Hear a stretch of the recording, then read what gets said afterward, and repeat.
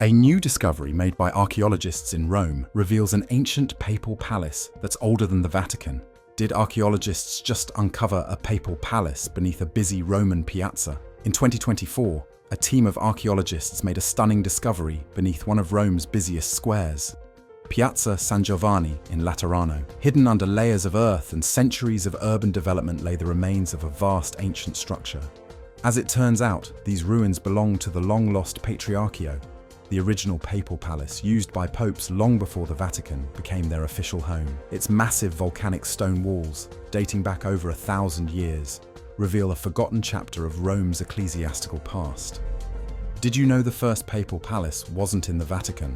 Before the Vatican ever existed as the center of the Catholic Church, the popes lived in a very different place, the Lateran Palace, or as it was called then, the Patriarchio, established in the 4th century by Emperor Constantine. This was the heart of papal power for nearly a millennium.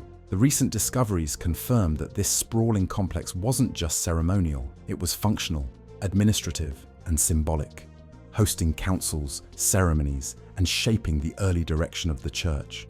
Why did the popes build their ancient papal palace like a fortress? One of the most intriguing aspects of the discovery is the sheer strength of the walls. These weren't just foundations, they were fortifications, built with volcanic tough bricks and layered for protection. The structure reflects a time of deep instability.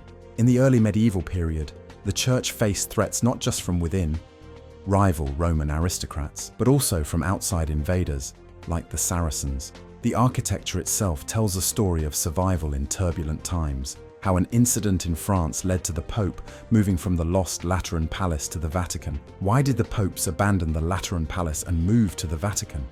The answer lies in a mix of politics, conflict, and practicality. During the 14th century, a long exile in Avignon, France, disrupted Rome's spiritual leadership.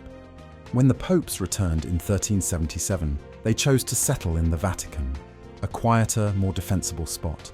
That move marked the end of the Lateran's central role and the beginning of the Vatican as we know it today. The ancient method behind the construction of the Lateran Palace in Rome included recycling old buildings. What makes the Lateran Palace so fascinating isn't just its history, it's the craftsmanship.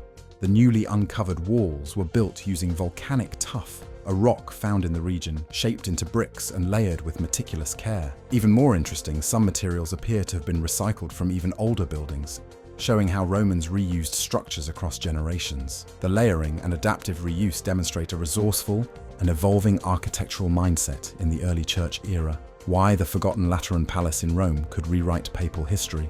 The Patriarchio was once a place where major church decisions were made, doctrines debated, and history written. Uncovering its remains would help historians piece together how the Church operated before the Vatican era. It could show us that before global cathedrals and towering basilicas, Christianity's power center was much more embedded in Rome's chaotic and contested urban fabric. How the 2025 Jubilee accidentally unearthed the lost papal palace in Rome. Interestingly, this entire discovery came about by accident. Thanks to renovations for the upcoming 2025 Jubilee, a major Catholic holy year that draws pilgrims from around the world. As crews worked to prepare the piazza for the influx of visitors, they stumbled across the foundations of the ancient palace. Talk about divine timing. It shows that Rome still has secrets to tell, and that even its most sacred traditions can lead to fresh archaeological revelations. What hidden clues inside the Lateran papal palace reveal about early Christian power? The Patriarchio was a symbol of religious authority taking shape. Inside its walls, early church leaders debated doctrine, resolved conflicts, and set the course for Christianity's future. The very layout of the complex reflected that growing influence, with throne rooms, chapels, and administrative quarters woven into one space. These details show how the early popes were more than spiritual leaders. They were central political figures in Rome. Rediscovering this space reveals how the Church operated as both a kingdom and a faith.